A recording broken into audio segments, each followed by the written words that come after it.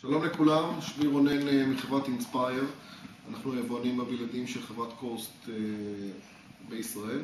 רציתי להציג את פנס העקרבים המיוחד שלנו, פנס PX10. פנס שמכיל בתוכו תאורת לד לבנה ותאורה אולטרה סגולית. תאורת הלד החזקה, כפי שאתם יכולים לראות, משמשת לשימושים שונים.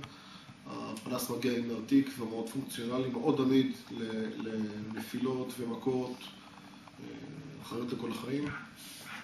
שימוש נוסף, יכולת נוספת שיש בפנס הוא זיהוי עקרבים מרחוק באמצעות התאורה האולטרה סגולית.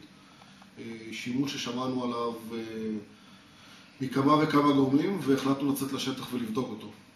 אז ברצוני להציג אותו, לדעתי זה כלי הכרחי לכל מי שנמצא בשטח ומטייל, וניתן לכם לצפות בעצמכם. זוזו רגע, חנה שיירות, באנו לחפש עקרבים ולבדוק את פנס PX10. הנה, אתה רואה אותו, נכון? את הפנס האולטרה סגול. אנחנו עכשיו מחפשים בו ומזהים עקרב שקשה לראות אותו באור לבן.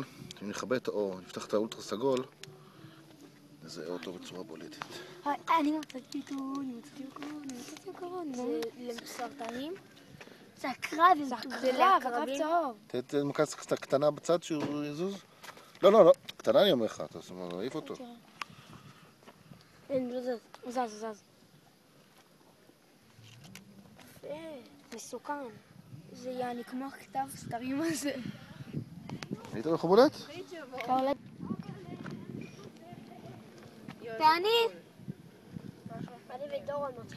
PX10 והעקרב הצהוב, חנה שיירות.